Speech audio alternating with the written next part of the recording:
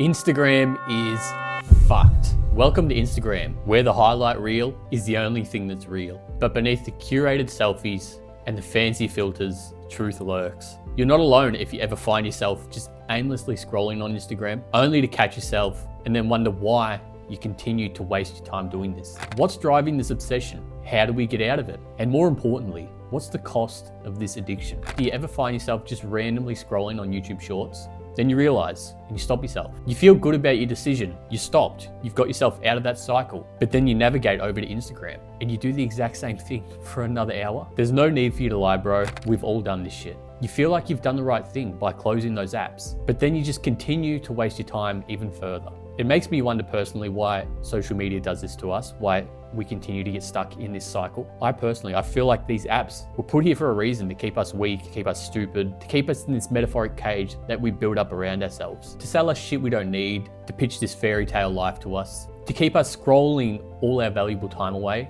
instead of doing something productive. I remember scrolling Instagram just a few weeks ago and I came across this video of this young man, probably the same age as me to be honest, living with cerebral palsy and autism. It was like a day in the life video or something like that, and the carers of this man were showing just what goes into taking care of someone with these disabilities. By the way, this is amazing. Seeing a man like this still living his life to the fullest, despite all his disabilities, is such a great thing to see, and we don't see enough of it. But just out of habit, I click on the comments, and if you've ever chronically been addicted to Instagram, you always know to navigate to the comments. And I tell you right now, the shit that I saw in that comment section, the blatant ignorance, rude, toxic people, it just sent me over the edge. I got off the app, I deleted the app, and now it's been 2 weeks since I've had Instagram on my phone and I'm never going back. The worst part about all this is when you're scrolling these comments and you look at the amount of likes that these comments get, the amount of people that agree with the toxic shit that others are saying, it's just absolutely unbelievable.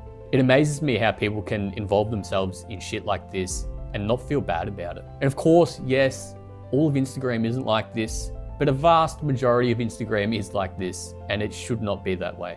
In that moment, I thought about all the toxic shit on Instagram, on social media that we see every single day, and how it must really affect us so much in a psychological way, turning us into the exact same negative, toxic people that we see on Instagram every single day. Why do we chronically scroll on our phones for hours and hours and hours every single day? Dopamine, that's literally all it is. You're scrolling on Instagram, you see a hot girl, dopamine. You watch a funny video, dopamine.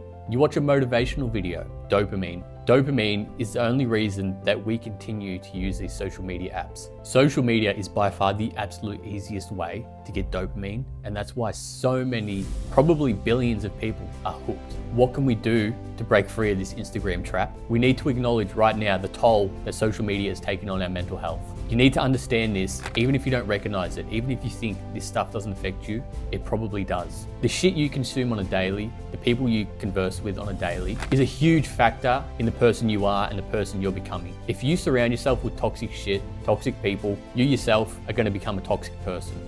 Makes sense, right? Another thing, we need to reframe our relationship with social media. Social media isn't life. There's a whole world out here to experience. And instead of sitting on social media, comparing yourself to every single other person on the app, use social media as a tool to use to your advantage. Build a business, share your art, share your cartoons, share your achievements. There are so many better ways we could be using social media, but we opt to watch random shit that does absolutely nothing for us. In this time of technology, it's hard to avoid these dopamine traps. And I myself, I can't act like I'm some dopamine detox god that never involves myself in this stuff, because I do. Because I'm human, and from time to time, I fall into the exact same hole that you fall into. But by removing these apps from my phone, I've saved a total of 4 hours on my screen time. I once used my phone 8 hours a day.